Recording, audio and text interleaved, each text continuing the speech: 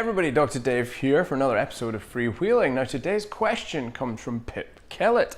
Hello Pip, who is over on the other side of the world, and she sent some really cool questions. Actually sent about 3 questions. So Pip, in the interest of not hogging the limelight, I'm going to answer one of them today, and I might come back to the other 2, or I may just reply on email, but they're all great questions. Okay, so the question Pip asked, really she said, so I wrote the book So You're a Vet, Now What? But Pip wanted to rewind the tape and say, so you're a vet student, now what? And asked a few questions about, really our questions were all about finding direction, finding your way. Okay, so a lot of the stuff we talk about in VetX Thrive. And so I wanted to share a little framework that you can use, particularly as you're coming toward the end of your vet school career. Because I think that's, and I've said this before, this is one of the risk periods for you to start losing your way, okay? When you were a student, or before you were a student, you knew you wanted to be a vet, so you had to go to vet school, you had purpose. When you were at vet school, you wanted to be a vet, so you had purpose to get out of vet school and to pass your finals. And then you start to focus on just surviving, okay? Or getting your first job. Or you kind of get hung up on the fact that people don't seem to be having an amazing time in veterinary medicine. Like, that is the narrative that's out there, okay? And if you adopt that narrative and you go into it with a certain mindset and you choose unwisely, then you may just become someone that reinforces that narrative. You're not having a good time, potentially burn out, and that's a bad place to be. So, how can we do things a little differently, okay? Well, first of all, don't believe that narrative. That's a group narrative that's out there at the minute, but let me absolutely promise you, there are thousands of vets who are really enjoying their career, okay? Now, the Facebook groups don't get as much mention, but there are Facebook groups about vets who are totally loving veterinary medicine and having a great time and just sharing good stuff, right? So just because the noisy people, the negative people are often the noisiest, and I'm not, by the way, saying veterinary medicine is perfect, all right? That's not what I'm saying. I'm not devaluing that some people are struggling. That is true.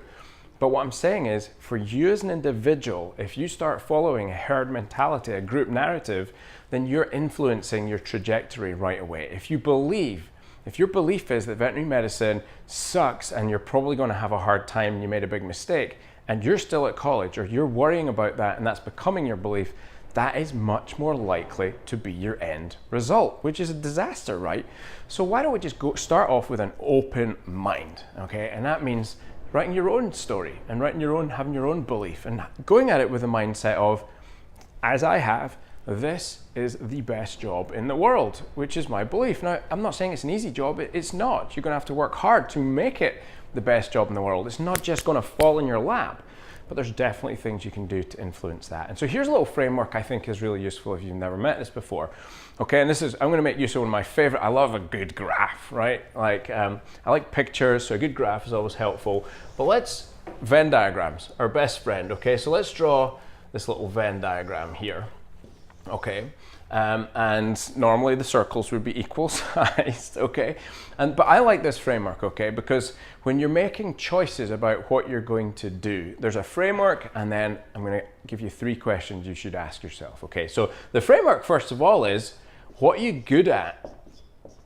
Okay, so that's the first sphere. What things are you actually good at? And you should be noticing that as you go through your university career. I was really not good at biochemistry, not particularly good at Latin, and so, anatomy was a bit of a struggle for me. In fact, any of the years where there were even numbers, so 2nd and 4th year, for some reason I struggled in those ones, and I did much better in the odd numbers, so the 1st, 3rd, and the final year. So I knew a lot about what I wasn't good at in veterinary medicine. It wasn't until final year that I got into the consultation room with clients for the first time at the PDSA. Big shout out to the PDSA. And I suddenly got it. I suddenly understood, people, working with clients, that's what I'm good at, okay? Okay, so that's number 1. Next one, what do I actually like? Now, what do you like doing, okay? I like horses, but I did not like the horsey culture that went with it. It was very exclusive to me. Although I'd ridden horses as a kid, I wasn't from a horsey background. The language of horsiness was very exclusive. It had its own set of jargon, just like veterinary medicine has, but it was very exclusive. And if you weren't part of that club, then it felt like nobody wanted you to be part of that club. And so I found the owners to be quite challenging, which is interesting, right? Because I really liked working with pet owners, but I did not like working particularly with horse owners, okay? Nothing against you if you have a horse, but that was an exclusive tribe, which I did not feel like it was particularly easy to get stuck into. So I was starting to get aware of things I was good at and things I liked. Now, unless you want to be poor for the rest of your life, here's some other things that you should consider as well, okay? So what do people want?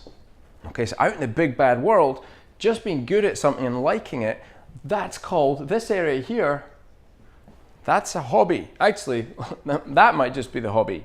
This starts to become something you're a bit more skilled at. So this is something like a skilled hobby, okay?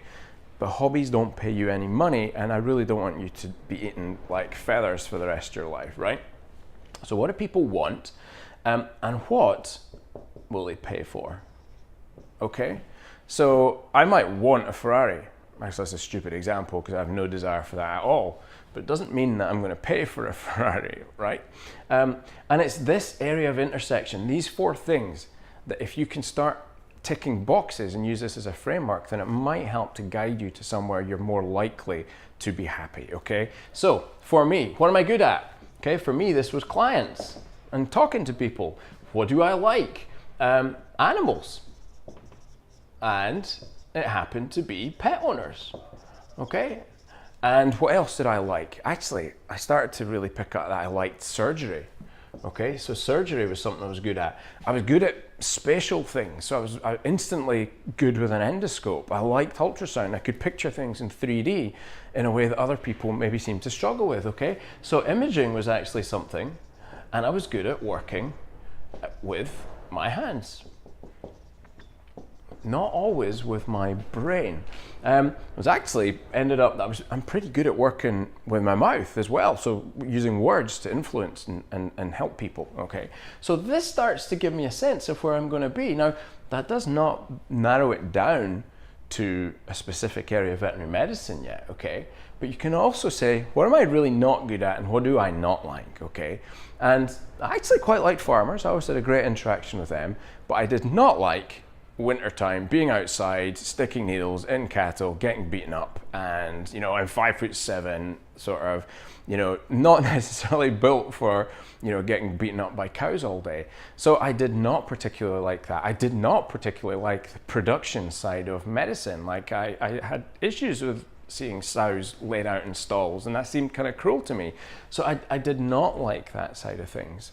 And also, I had an idea of where the market was going, and I thought small animal medicine down here for me made more sense because I could see that pets were something people would pay for, whereas a farm animal, I liked solving problems, okay, but there's a financial value in that where a farmer's just not going to pay. So the cool case is they may just shoot that animal, okay?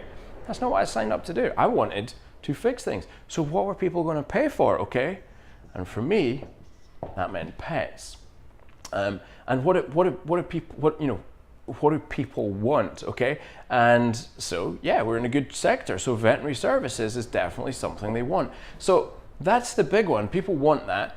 They will pay for it. So it's then what we like within that, okay? If you're totally into systems management and production medicine, then farm animal will be a good place for you. If you're from the horsey community and you just love that, and you're a complete grafter and willing to work some of the crazy rosters that equine vets have to work, then that might be a great fit for you. There's no judgment on what it is. It is what it is, right?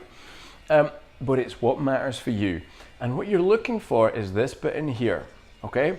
That is your sweet spot. Bam, okay? So that's where you want to shoot for, okay? And so you ask yourselves, what are you good at? Remember to ask yourself what you're not good at, okay? And I use this as a guiding light throughout my career as well. I was okay at medicine, okay? I had to build up enough skills that I wasn't dangerous as a medic, right? And being a good surgeon, and you have to be a decent medic as well to consider more than just the broken thing in front of you, right? It's a big systems thing. So, but I was never going to be an outstanding medic, okay? And equally, I was okay at surgery. I was never going to be an absolutely outstanding surgeon. Because I just didn't like it enough to absolutely commit 100% to that. What I'm doing now, helping other people, that is actually, I'm good at that. I don't just like that, I love that. I exist for that pretty much.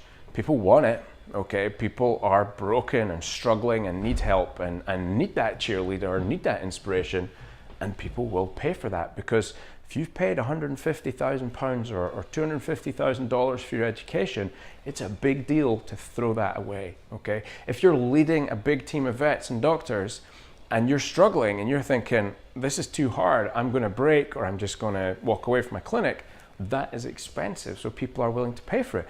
So I use this framework quite a lot when I'm deciding which direction for my career to take. Now, I think there's another 3 questions I really like to ask myself whenever I'm considering career options, okay? And so the first one I love to ask is, why me?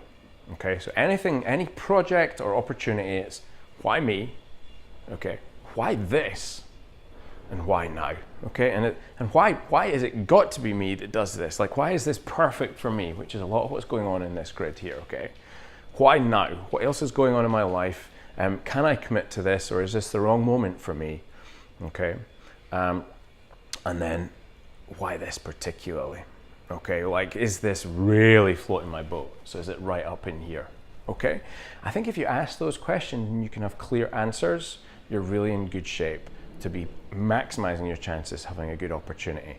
Beyond that, obviously we know there's more to it than that. Beyond that, making sure you have a good mentor that supports your development and understands what mentoring really is, I think you're in good shape to have a great career. And I think if enough of you guys do that, then there's a good chance that collectively we can change the narrative of the profession.